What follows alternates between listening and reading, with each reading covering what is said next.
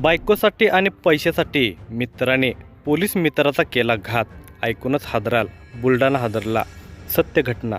जिवलग दोस्तच कट्टर वैरी होतो असे म्हणतात, कारण तो अगदी जवळचाच असतो. त्याला मित्राबद्दल सगळी माहिती असते, पण काही वेळा मित्राचे यश, प्रगती आणि संपत्ती आणि काही वेळा मित्राची पत्नी पाहून मित्राला असूया वाटू लागते. हे सगळेच्या सगळे आपल्याला मिळावे असे त्याला वाटते आणि त्यातून मग मत्सर सुरू होतो. यातून काही पाताळ यंत्री मित्र मित्राचा घात करण्यासाठी मागे पुढे सुद्धा पाहत नाहीत. बुलढाणा जिल्ह्यात एका पोलीस कर्मचाऱ्याला याचा अनुभव आलेला आहे, पण तोवर वेळ निघून गेलेली होती. ज्ञानेश्वरने जिवलग मित्र बाबासाहेबवर विश्वास ठेवला. त्याला गुंतवण्यासाठी पैसेही दिले. त्याला हवे नको ते ईश्वर बघत होता, पण बाबासाहेबला मात्र ईश्वरचा पैसा आणि पत्नी हवी होती. ते मिळवण्यासाठी जिवलग मित्र ज्ञानेश्वरला बाजूला केले पाहिजे असे त्याला वाटले. त्यासाठी त्याने एका निलंबित पोलीस कर्मचाऱ्याला 8 लाखाची सुपारी दिली. ह्या विश्वासघाताचे विदारक दर्शन घडवणाऱ्या या घटनेचा पुढील प्रमाणे सविस्तर वृत्तांत आहे. पण तत्पूर्वी तुम्ही जर ह्या चॅनेलवर जर नवीन असाल तर प्लीज आपल्या ह्या मराठी चॅनेलला नक्की सबस्क्राईब करा. देऊळगाव राजा शहरापासून 7 किलोमीटर अंतरावर असलेले गिरवले हे ज्ञानेश्वर पांडुरंग म्हस्के वय वर्षे 42 यांचे हे मूळ गाव. ज्ञानेश्वर म्हस्के हे जालना महामार्ग पोलीस म्हणून कार्यरत होते. ते कुटुंबासह अंबड रोड जालना येथे राहायचे. त्यांच्या कुटुंबात म्हातारी आई, पत्नी, 13 वर्षीय मुलगी, 8 वर्षीय मुलगा होता. त्यांची आई गावात राहत होती. ज्ञानेश्वर यांचे त्यांच्या गावातील बाबासाहेब शामराव म्हस्केसोबत मित्रत्वाचे संबंध होते. ज्ञानेश्वर गावात आले म्हणजे बाबासाहेबाकडे वेळ घालवत असायचे. ज्ञानेश्वर यांचा बाबासाहेबावर खूपच विश्वास होता. बाबासाहेब गावात सरपंच राहिलेला वजनदार व्यक्ती होता. ज्ञानेश्वर लाखो रुपये बाबासाहेबाच्या खात्यावर टाकत होते. बाबासाहेब ते पैसे शेती प्लॉटमध्ये गुंतवणूक व्याजाने हे वाटायचा. नफा तो घ्यायचा, मुद्दल परत करत असल्यामुळे ज्ञानेश्वरचा बाबासाहेबावर अतिविश्वास होता. बाबासाहेबाची नजर मात्र ज्ञानेश्वरच्या पत्नीवर होती. तो नेहमी ज्ञानेश्वरच्या पत्नीस कॉल करायचा. काही दिवस ती चांगली बोलली. ती बोलते म्हटल्यावर बाबासाहेब तिला केव्हाही कॉल करू लागला.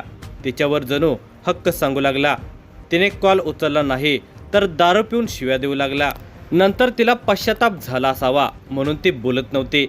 ती पती ज्ञानेश्वरला भीत असावी म्हणून ती बरोबर बोलत नसावी असे बाबासाहेबास वाटले होते. यावर्षी ज्ञानेश्वर यांनी व्यवहारात गुंतवण्यासाठी 25 लाखापेक्षा जास्त रक्कम बाबासाहेब यास दिलेली होती.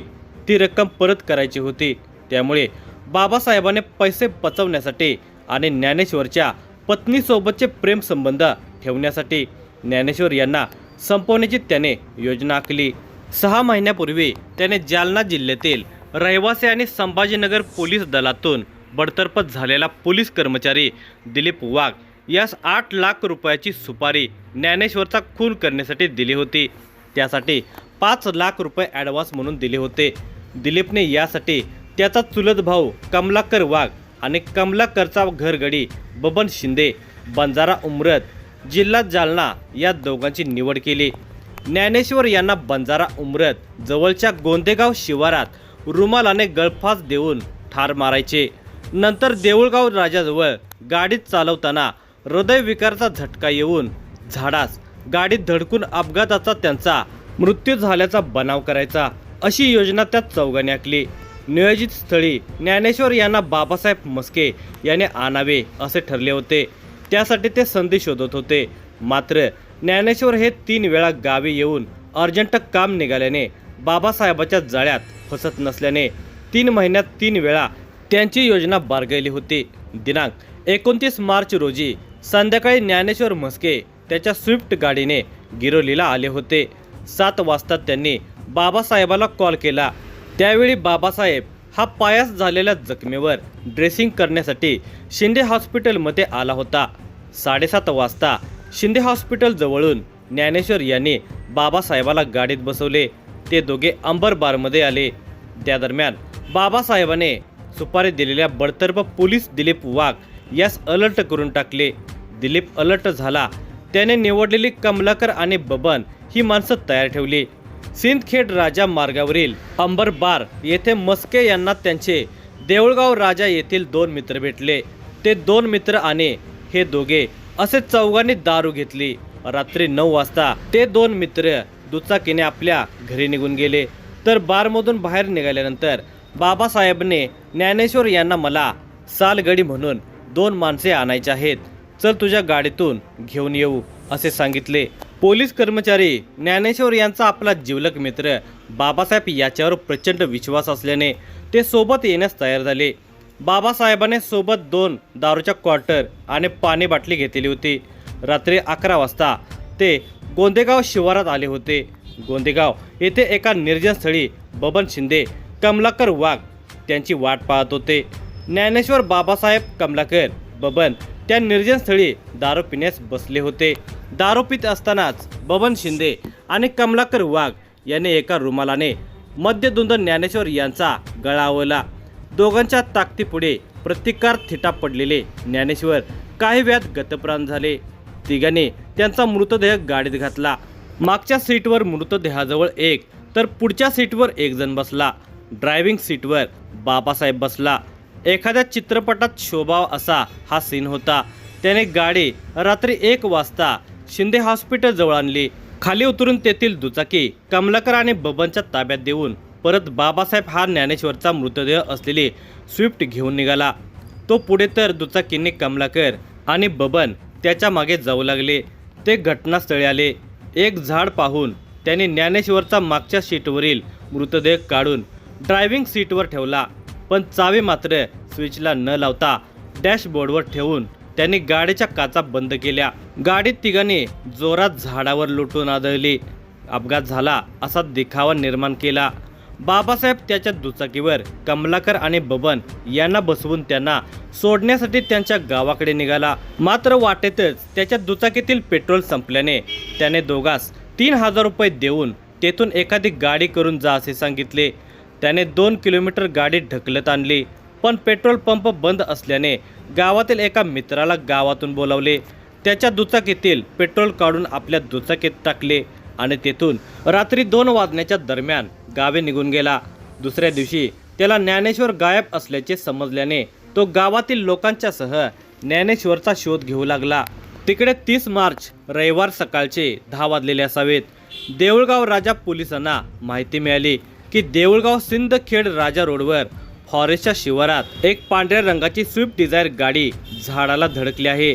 या माहितीवरून पोलीस स्टेशनपासून 4 किलोमीटर अंतरावर असलेल्या घटनास्थळी ठाणेदार पोलीस निरीक्षक संतोष महल्ले, सहाय्यक पोलीस निरीक्षक हेमंत शिंदे यांनी सहकाऱ्यांच्या सह घटनास्थळी धाव घेतली.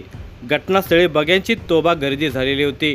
पांढऱ्या रंगाची स्विफ्ट कार क्रमांक MH20 DV 3063 ही एका झाडास धडकलेली होती. गाडीचा समोरचा भाग चेपलेला होता. गाडीचे काच बंद होते.